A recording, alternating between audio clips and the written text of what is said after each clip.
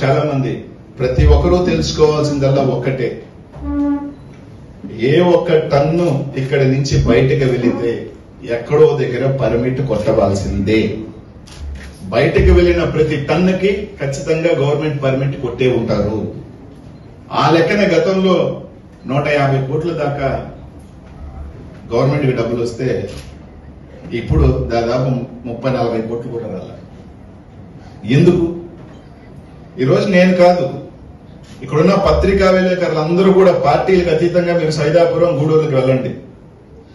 గతంలో మేము పుష్కలంగా ఉన్నామా, సంతోషంగా ఉన్నామా, ఎలా జరిగిందా, ఏం జరిగిందా, ఆ రైతు పొలంలో ఉన్నవాడు రాయెత్తుకొని వాడు కూతురు పెళ్లి చేసుకున్నాడా, వాడు అప్పు కట్టుకున్నాడా, వాళ్ళు ఇల్లు కట్టుకున్నాడా, సైదాపురంలో పండని పొలాలలో భగవంతుడు దేవుడు రాయకడితే బతికాడా, ఈ రోజు వందలాది మంది వేలాది మంది కూలి పని చేసుకుని ప్రతిరోజు నిత్యం కలకల్లాడుతున్నారా? ఈ రోజు ఎంతమందికి పనుంది, ఎంతమంది రోడ్డు మీద పడ్డాడు, ఎంతమంది టిప్పర్ డ్రైవర్లు, మిషన్ డ్రైవర్లు పనులు లేక పరోక్షంగా ప్రత్యక్షంగా ఎన్ని వేల మంది రోడ్డును పడ్డారు 10 నెలల నుంచి అనేది మీరు ఒక్కసారి మీరు పోయి చూడండి.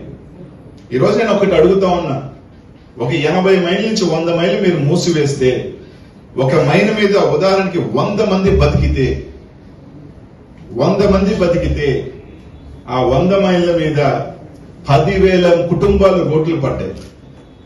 ఆ 10,000 కుటుంబాలు 4 రూపాయలు సంపాదించుకుంటే, లారీలు తిరిగితే, టిప్పర్లు తిరిగితే దాని మీద బతుకుతున్న హోటల్లో, పెట్రోల్ బంకులు, లేదంటే ఆ లారీల మీద కిస్తీ కట్టుకోలేక ఎంతమంది వెహికల్స్ ఫైనాన్స్ వాళ్ళు ఎత్తుకెళ్లారో ఒక్కసారి మీరు ప్రాంతాలకు వెళ్తే తెలుస్తుంది. ఒకసారి మీరు వెళ్ళండి. ఊరికి బురదలు వేయటం, నింద వేయటం, పార్టీలు అక్కడికి వెళ్ళండి. తెలుగుదేశం పార్టీ, మీ పార్టీ వాళ్ళు కూడా ఉన్నారు, వైసీపీ వాళ్ళు కూడా ఉన్నారు. లీగల్ జరిగింది, వైసీపీ జరిగింది ఒక్కసారి లెక్కేసుకోండి. ఆడున్న రైతు తెలుగుదేశం రైతు, వైసీపీ రైతు ఉన్నాడు, తెలుగుదేశం రైతు ఉన్నాడు, ఇంకో పార్టీ అంటే ఆ రైతులు కూడా ఉన్నారు.